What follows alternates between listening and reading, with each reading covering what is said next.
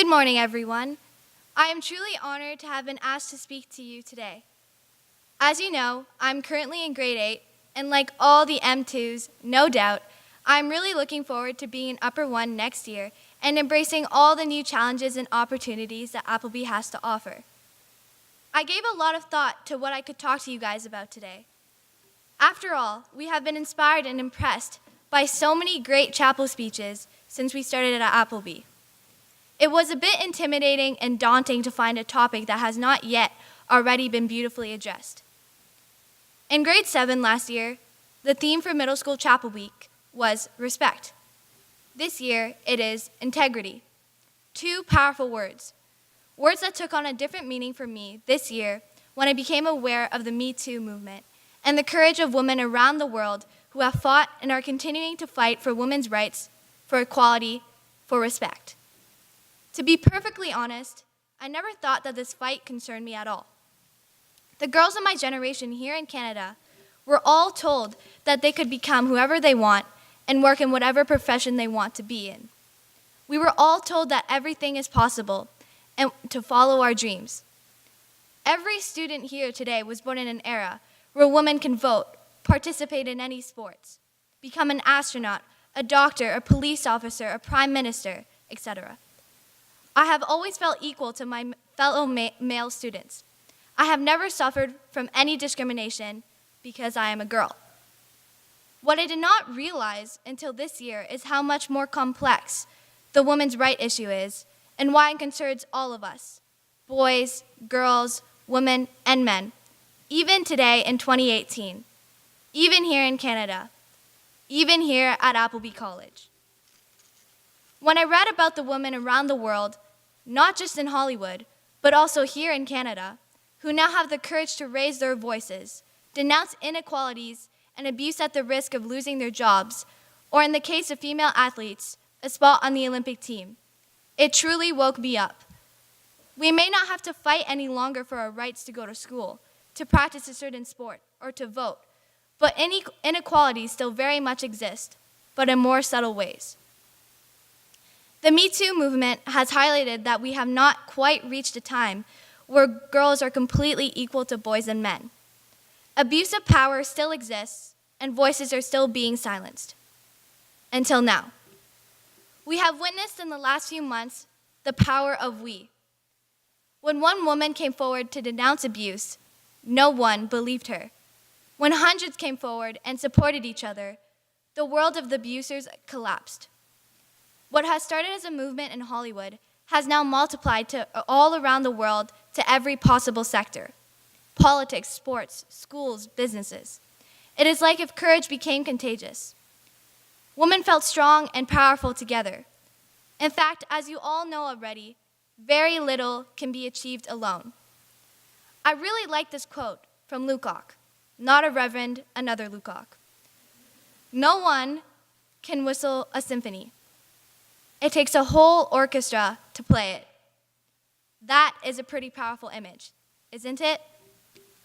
You may have all heard of Malala Yousafzai, the young girl who was attacked by the Taliban in Pakistan just because she was going to school.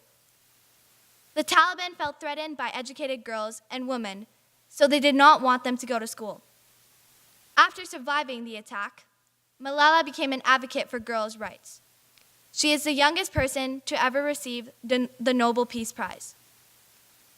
In her book, I, Malala, she says, "No struggle can ever succeed without women participating side by side with men. There are two powers in the world. One is the sword and the other is the pen. There is a third power stronger than both, that of woman." The Me Too movement is a perfect example of what she meant. I can see some question marks on some of your faces. How does women's rights concern me? As a student at Appleby College, you may wonder. I believe that we are entering a new era, an era where absolute equality and respect for all will finally be achieved. As many have chanted lately, the time is up. Our generation will be leaders in this new era. We will not tolerate discrimination based on gender, sexual orientation, race, or any type of difference. We will work together, support each other, boys and girls, women and men, and we will eliminate this problem together. I do not want the girls in this room to think that this is a problem that only the boys need to think about. On the contrary, it is something we all need to think about, starting with the way we, the girls, treat each other, especially on social media. All of us here today have probably been guilty of either commenting on a girl's appearance on social media or editing our own picture before posting it on Instagram so that we look perfect. Girls, what message do you think we are sending to the boys around us when we focus on how we look instead of our real accomplishments? We all need to respect ourselves a little more so that we can be respected in return. What is interesting to me is that when I post something on social media that relates to a sport victory, an accomplishment, or how strong I am as a person, the reaction is always overwhelmingly more heartwarming and supportive, from both girls and boys, than just a simple picture with no message. Boys are more than happy to support us, encourage us, and respect us for who we are. It is often the girls among themselves that do not focus on this enough. We also call each other inappropriate names that we do not want boys to refer to us when they're talking.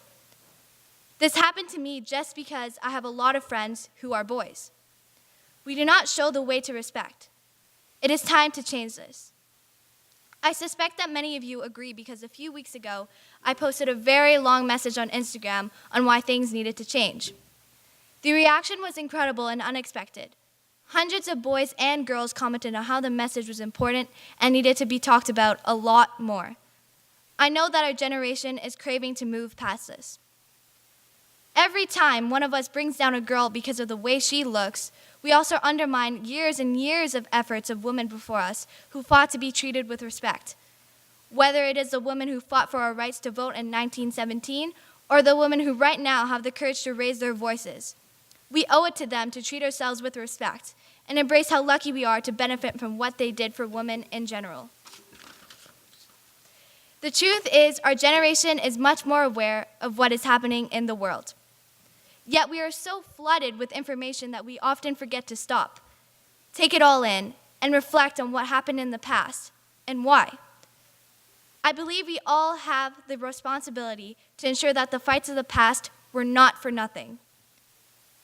One example that really helped me appreciate how lucky the girls of my generation are and why it is so important to honor what was done for us is the past of the story of Billie Jean King.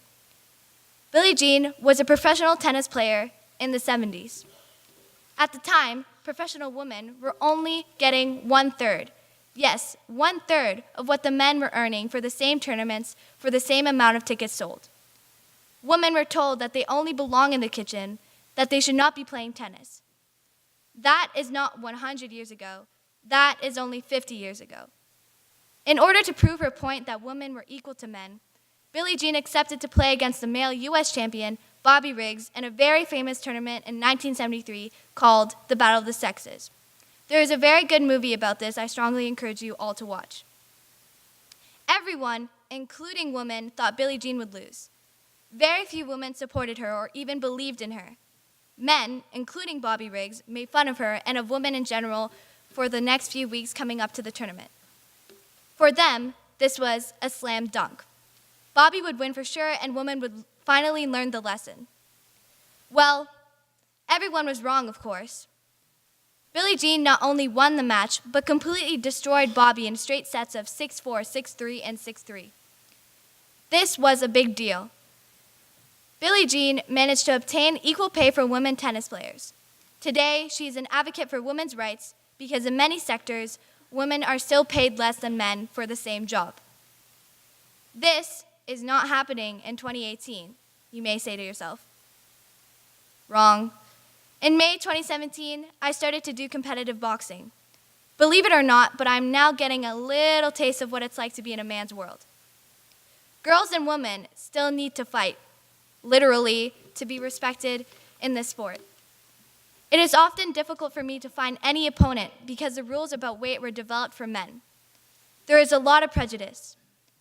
I hear all the time that I should not be a boxer because girls should not fight. People question why I stopped Irish dancing, where I wore makeup and wigs to now wearing a mouth guard and being in a boxing ring. And you want to know why? Because I can. Women's competitive boxing was illegal until 1993. The first Olympics with women boxers was only in 2012. That was only 5 years ago. Women boxing is another example of how powerful women's voices can be when they are raised together with men's voices. It is because men supported women, like Canadian Olympian Mandy Boujou, that women got to fight at the Olympics. I am now a direct beneficiary of this. At the 2016 Olympics Games in Rio, after having lost 5 pounds of liquid overnight at the hospital due to the stomach flu, Mandy Boujou still showed up in the ring and fought. She did not win the match, but she definitely won all the respect on Team Canada, including the men who still doubted that women should be in the sport. Now, they are the best advocates for women boxers. Recently, at a United Nations meeting in Davos, Malala said, "We have to teach young boys how to be men. In order to be a man, you have to recognize that you, all women and all those around you, have equal rights, and that you are part of this movement for equality." Feminism is not a battle of men against women, but the belief that men and women should have equal rights. All the boys and men can help girls and women to be free from discrimination. In fact, I'm pretty sure we cannot succeed without them. Malala often refers to her own father as a feminist. He challenged the norms and the taboos in his own culture to fight for Malala's right to be educated. He was the voice of the girls who could not speak out. Next week, on March 8th, it is International Women's Day. I would like to challenge each of you, us, boys and girls, women and men, to celebrate at least one girl or woman in your life for her accomplishment and tell her how proud you are of her. Action speaks louder than words. Of course, this should not only be celebrated on that specific day of the week, but it is a good start. But let's not also forget that the freedom to be who you are and have equal opportunities applies to both girls and boys. Boys should also be free not to look or act a certain way, just to fit in. My message to you today is that we are stronger together. We will succeed together. We will all need to respect each other a little more, help each other a little more, be kind to one another. No one should be afraid to raise their voice. The power of we achieves more than the power of me. I believe our generation has the power to finish the fight for equality, started by others before us. Integrity and respect will be our guiding values. Nec timere, nec timid is Applebee's motto. It means neither rashly nor fearfully. Neither rashly nor fearfully, let's raise our voices together to fight against all inequalities. Thank you for listening.